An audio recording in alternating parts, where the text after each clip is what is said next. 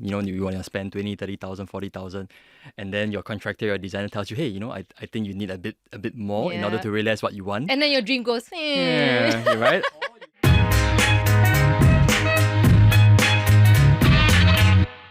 Getting the keys to your new home, it's a significant and exciting milestone, isn't it? It's the first step to building your dream home, apart from shopping for it, of course. Now you start pinning visual inspos on your virtual vision board, and before you know it, your wish list is inflating your budget. I'm Andrea Heng. This is the Money Talks podcast. I'm about to get you some real life solid advice on how you need to manage your renovation budget so that you don't have to go through what I went through.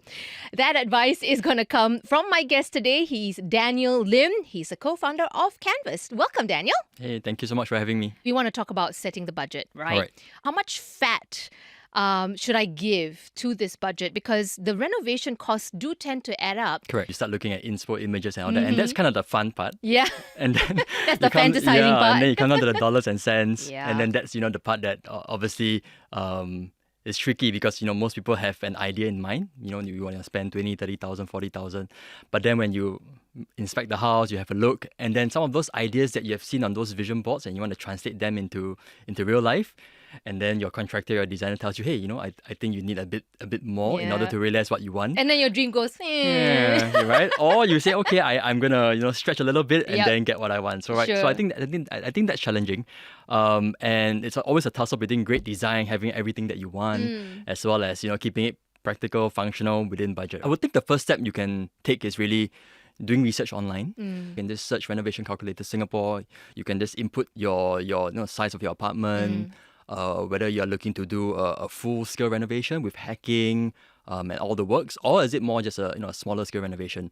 And with that, after 5-7 minutes, you will get quite a comprehensive list of line items of what you can budget for Right. your renovation, and give you at least an estimate in terms Okay. of what you can look at. Even with that budget, always just cater for surprises. There we Surprises go. in terms of delays or maybe even variations, because you might think you want something and Yeah. then down the line you realize, oh, okay, actually I want to add something else. Or you want to change a I want to different change a type of different material. design, yeah, correct, or different material that maybe better suits your lifestyle, right? So all those come into play, especially if it's their first time, and then along the way in that process of the 3 to 4 months when they're designing and going through the renovation, they realize, okay, I want something a little different. So that might add to the cost. So I always just give a ballpark of like a 20 to 30% buffer. Okay. So if you had in mind like 50,000, just make sure you have 60, 65, just to be very, very comfortable and safe, so that you don't run into any issues. But some home buyers see the home as, a long-term investment. I'm going to stay here till I retire. Why not just spend the extra cash on better quality fittings, etc.? But the question becomes, how much is too much? It's really to each his own, right? Because I think some Yeah. people really look at it as maybe a forever home. They want to stay there 15, 20, 30 years even. And they're willing to, I guess, invest in making sure they get the best materials, the best finishing and all that. But of course, if you're very clear that it's for another purpose, maybe it's a BTO, it's, you're going to sell at the MOP in 5 years, then would you really want to invest, 100, 200,000 into that BTO and then Yeah. you sell it within 5 years? So I think you just got to weigh what your plans for the house are. Is it going to be really long-term stay, or is it going to be 3, 5, 7 years and then you're gonna upgrade, or you're gonna change your home? So I think that's one factor to consider. If you buy a new condo, Sure. it really comes furnished with quite a bit of the the carpentry and all that's That's already in, the right. toilets already in. So most people may not want to then invest in a full-scale renovation. Right. So they just make sure that they get good furnishing. Maybe they would add on more carpentry. For example, if they need more storage, maybe Yeah. they'll do up the kitchen a little bit better. Right. But they wouldn't tend to go full-scale I into a see. new condo. Yeah. So whereas compared to a resale, it's old. Yeah. Right, 20 years, 30 years, everything's falling apart. You want to invest. Yes. Then you might spend even more Okay. into that. So I think it's more, I guess, the newness of the property, Mm. kind of your life stage, what you're planning to do with the home. Are you going to stay a bit shorter term or a bit longer term? And then last but not least, I guess, just your own personal budget, right? Keeping in mind what you can afford, and then doing the best within that budget that you have with that buffer that I mentioned. I'm also thinking about the ones that are renovating to rent out the flat, right? Sure, So that's another case, that's a yeah. smaller pocket of people who would do that. What would be a reasonable question to ask ourselves in terms of budget. If we know that we're going to buy this unit, whether it's a condo or an HDB flat to rent out later on, then it's an investment, right? So clearly, I think dollars and cents plays probably a bigger factor than maybe the design aesthetic of the place. So I think furnishing it appropriately, make it nice with decent quality materials. Just keeping in mind that you would have to rent it out to get maybe a specific yield that you're looking for. That's right. So just to give you an example, maybe a BTO 4-room flat currently costs about 45 to 50,000 on average, based on the data that we have on Qanvast. Okay. So, but those are for people that are staying in the place, right? So maybe looking at that budget and seeing if you can save on that. Yeah, scale down a little Scale bit. Scale it down a little bit so that it makes, I guess, your investment property more worthwhile. That makes sense. So once we've decided on a budget, what's the first thing that we should be spending on? So for my mom, any new house, first thing to go, toilets. Okay. Second is kitchen, and then it goes on and on in order of priority. Right. But in terms of financial sense, what should be the first thing that we should work on? Maybe the first question you have to answer is, do you go the contractor route or do you go the interior designer route? Exactly. Right. Yeah. So which one do you go for? Yeah. Right.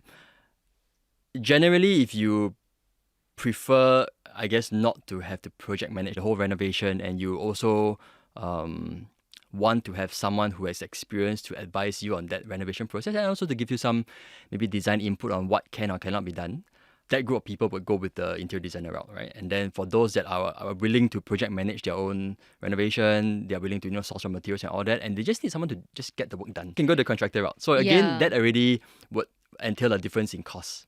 And then if we drill down a bit further into, I guess, what makes sense, then again, I think it really depends on personal preference. So I'll give you an example. I generally do not cook as much. Okay. Right? So kitchens to me may not be the number one priority in terms of where I want to spend my budget. Okay. Yeah. Yes. For me, I think it was a lot on carpentry because I didn't like to have, I guess, things strewn around the house. Yeah. So I guess like neatness and all that was a bit more important to me. So I built a lot of carpentry, Right. which would entail higher costs as compared to maybe loose furnishing and if you buy a cupboard, for That's example. right. Yeah. So I think that was what I decided to spend on. Whereas I think, like you said, your mom might say, okay, toilets, kitchen. I think you brought up a really good point. Understanding your priorities, how you're going to use the house, because Correct. you are living in it. You're not just sitting there. Correct. It's how you're using it. How much of a renovation budget should actually include your loose items, the furniture, the appliances? Because I've always been confused about this. When you say renovation budget, in my mind, it's just the renovation. No, you're right. Yeah. Right? Some people get confused. Yeah. Exactly. So should it include the furniture, the appliances and all that? Right. So I think that the numbers or figures I gave earlier was just for the pure renovation. The works. The works. The yeah. construction. Construction, your masonry, your hacking, all that. It does not include the loose finishing Ah, or your appliances. That's right. Correct. So I think that's also what you would get from, I guess, contractors or interior designers you work with. Whatever that they quote would always not include appliances and loose finishing. So it's important to then set aside, another budget for that. And I think typically about 30% off your renovation budget. So assuming you go with like about 60,000, Right. So maybe 30% will be 20,000 additional for the appliances in terms of finishing, Yeah. and all that. And let me tell you, the bigger the house, the more stuff you need. Correct. The more stuff you For think sure, you need. Yeah. The more stuff you think you need. The more For stuff you sure, think yeah. you need, Yep. then you actually and need. then you realize, okay. Yeah, I maybe didn't not. need. I didn't really need two of those just because I have two toilets. Yes, correct. So you talked a little bit earlier about surprise expenses, Mm-hmm. making space for that. You're in the midst of renovating your own home now. Congratulations, by the way. Thank you so much. So what were some of the surprise expenses that you personally are encountering right now? Sometimes people underestimate the need for electrical points. Oh, yes. Right. So you realize, okay. And then you realize, I need more. Right. So I think that's, I guess, one cost that caught me a little bit by surprise. Okay, I need more electrical points. Yes. Carpentry was one as well. Yeah. So the more carpentry, I said, okay, I need storage here. I need storage Yeah. here. And then, okay. That's expensive, man. Yeah, A the lot of variation carpentry. orders keep coming in. Yeah. So I was like, okay, right, okay. So I think those would be the kind of built or renovation surprise costs that might come in. Or just adding a new feature. Yeah, for me, that was doorknobs. All right, okay. Because okay. I think it was just me You and my value your Pinterest doorknobs. fantasy. Okay. And doorknobs were a big thing. Like, Okay. I think those little features that you Yes, want, yes. aesthetic features Correct. you wanted to get. But it does complete the look of the house. And I guess outside of the renovation, and of course, we don't hope it happens, but it does happen, delays. Yes. Right. So if there's a delay, then hopefully you already have your existing dwelling. You're not renting.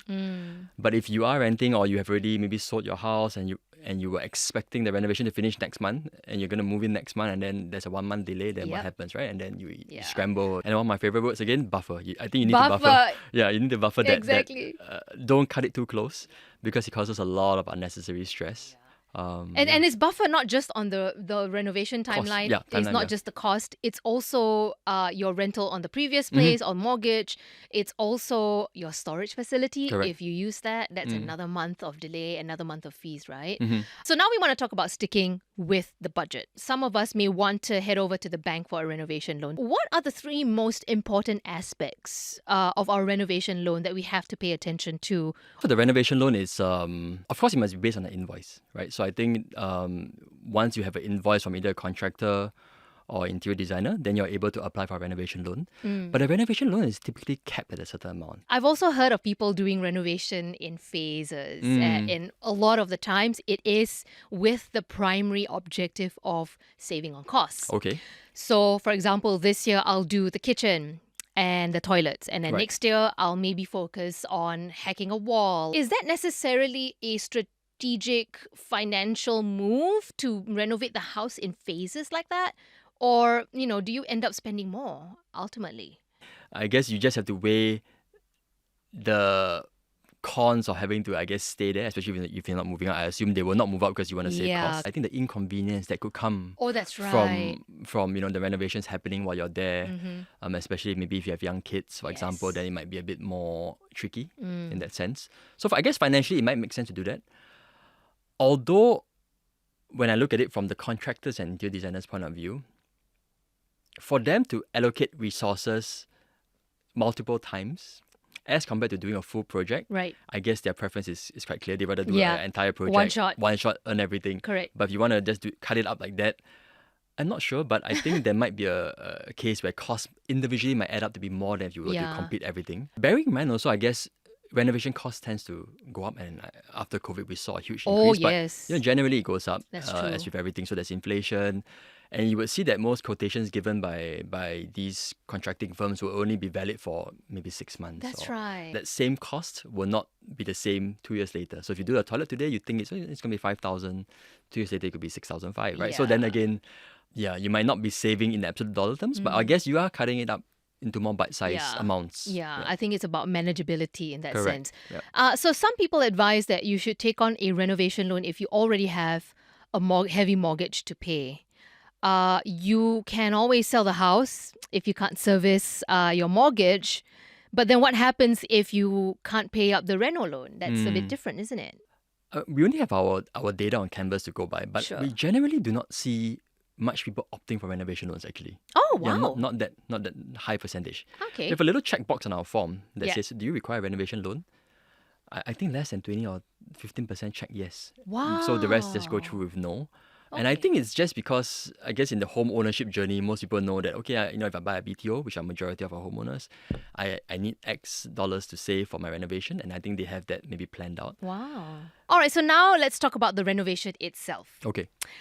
I'm sure you and I, as much as I, have heard of many nightmare stories and experiences involving contractors. And then there are the solo operators versus the ID agencies, the bigger companies, right? The boutique agencies and all that kind of stuff, the boutique firms, where there's not really a contract, but a quotation. I've not really seen a contract. Do you think then we should be asking for one, a contract, as opposed to just a quotation? I think you hit the nail on its head.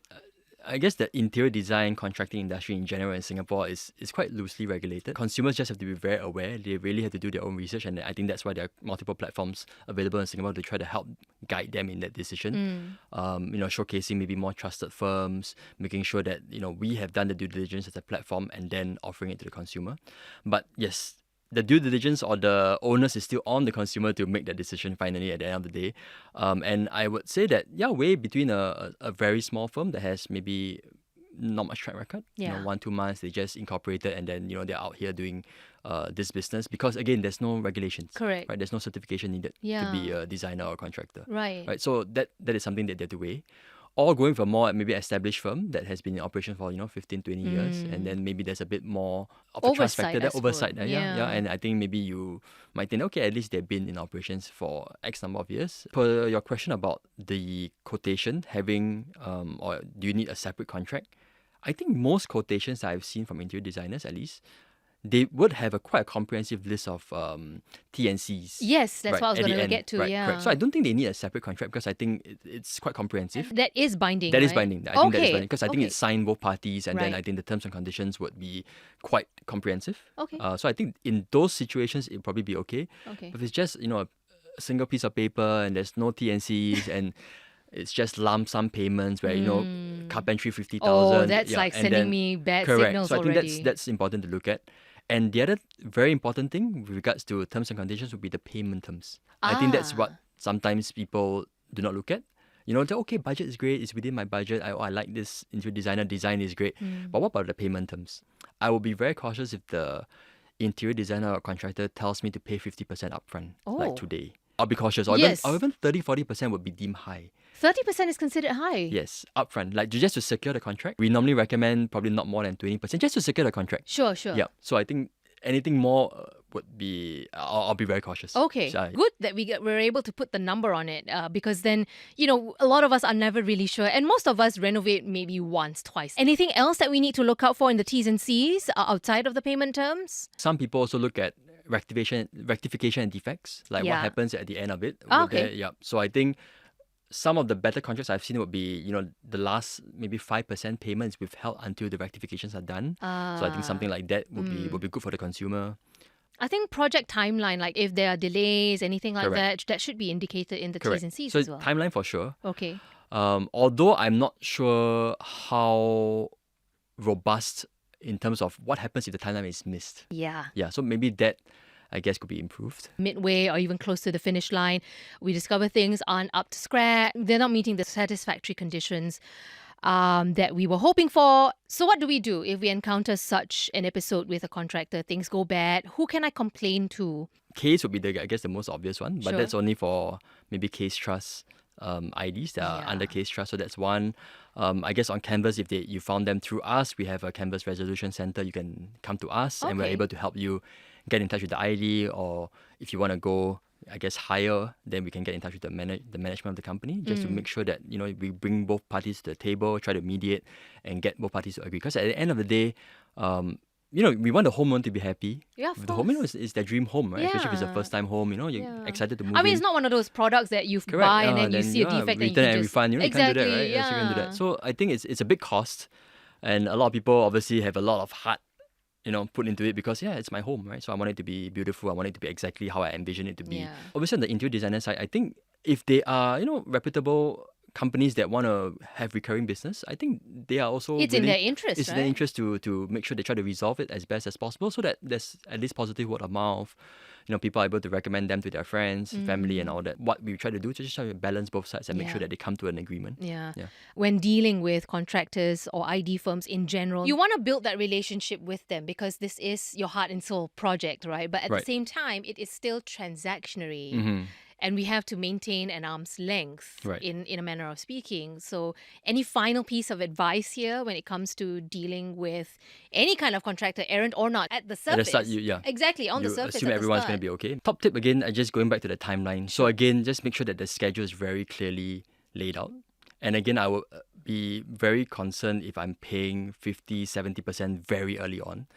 Typically, it's a 5 to 10% maybe deposit to secure the contract. And then from there, it's probably in stages of like 20 to 30% in the next 2 or 3 stages, right? Before carpentry, I think before hacking and masonry, you would have a state. Right, I think right. that would be kind of like a good payment schedule to follow. Okay. And I think the second thing would be more, I guess, very open communication. You have to communicate your expectations very clearly to the designer. And by that, I generally advise meetings or phone calls and not like over WhatsApp. Nowadays, it's very easy. Set up WhatsApp group, everyone's in there. Yeah. But not everyone's reading sometimes, Everyone's in there, 4, And 5, things 6 get lost people. in translation Correct. And then you also. message. And then, Yeah. sometimes the interior designers are busy with multiple projects. And then they might just say, okay, or like they might miss it. Yes. So I think it's very important to clearly communicate upfront, face to face in a meeting or even over a call. And you can follow up with a message later for, just to get in black and verification, white. black and white and all that. Yeah. And that's fine. But I think communicating it very clearly, your expectations to the interior designer, what you're expecting, Yep. and he tries his best not to fall short. Yeah. I think that's very clear. I've seen sometimes where homeowners are very nice because they are afraid to damage their working Yeah, see, relationship. that 'Cause, was me, This is like my yeah. friend, Exactly, okay, and yeah. he's helping me design my home, and I don't want to Yeah. piss him off because otherwise. And you don't want to appear naggy as well, Correct. like Yeah. chasing someone, Correct. because we face that at work. Yes, Right? for sure, yeah. Yeah. But it's your home, so I think you should be a bit naggy, but communicate it again, I guess, face to face and not just over a message and thinking, okay, that's done. I've already communicated it. Thanks very much, Daniel. No, welcome so much. For this. I hope that our listeners, that our viewers will be able to take away so much from this conversation.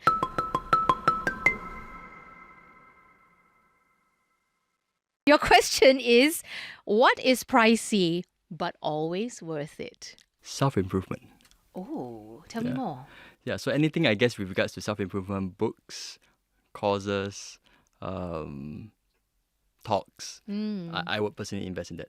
Might cost a bit more, like upfront, but I think the benefits are, I guess, Intangible. yeah, intangible, everlasting, becomes Yeah. part of you. So I personally invest in that. Oh, that's a lovely, lovely one. Thank you so much. We hope that we were able to stick to our promise of delivering sound advice on managing your renovation fund and your budget, most importantly. If you have a question about it, feel free to send us a message. You know where to reach us.